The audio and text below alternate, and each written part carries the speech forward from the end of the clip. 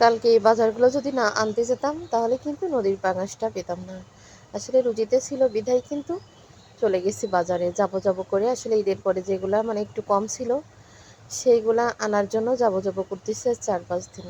কালকেরাই সিদ্ধান্ত নিচ্ছি যে একটু ঠান্ডা ঠান্ডা ওয়েদার আছে তাহলে কালকেই যাই। তো এইগুলা শেষ ছিল, মানে শেষ হয়ে গেছিলো ঈদের পরে।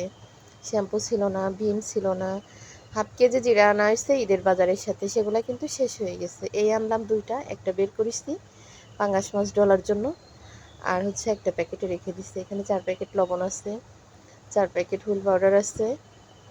তো আসলে ঈদের আগে ঈদের বাজার করা হয়েছে, তারপরে আর করা হয়নি। তারপরে যেগুলো কম কম ছিল ওই সেইগুলা সব মিলাই নিয়ে আসলাম। দুইটা ছোট সাবান নিয়ে আসছি হচ্ছে বাথরুমের জন্য, আর একটা নিয়ে আসছি গায়ে মাখার জন্য, কারণ ঘরে এখনও 4টা সাবান আছে। তারপরে একটা নিয়ে আসলাম, 5টা পোড়ায় রাখলাম।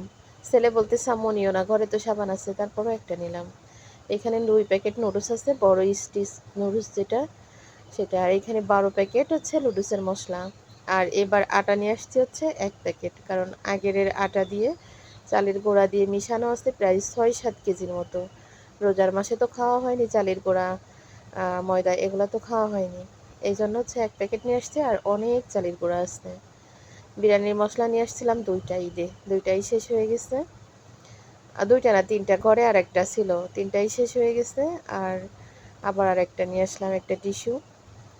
তারপর হচ্ছে 1 পোয়া হলুদ, হলুদ ঘরে আছে, তারপরে 1 পোয়া নিয়ে আসলাম। মানে কিনতে গেলে মনে আছে থাক, তারপরে একটু নিয়ে যাই।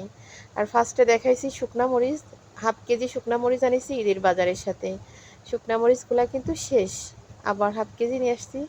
এগুলা দেখে অবশ্য আমার বোনরা অনেক জ্বলে, কারণ আমি অনেক বেশি ঝাল খাই। আসলে ঠিক না, তারপরে অভ্যাস হয়ে গেছে, চেঞ্জও কিন্তু কোনোভাবে করতে পারি না।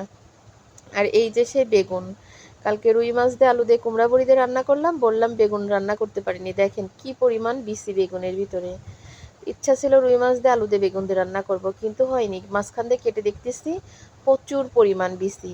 তো দেশি বেগুন কি করব, পরে আমার শাশুড়ি বলল বেগুন ভর্তা করে খাও। তা এখানে সরিষার তেল মাখায় ইলেকট্রিক চুলায় বেগুন পোড়াতে দিছি, এত মজা হয়েছে বেগুন ভর্তা।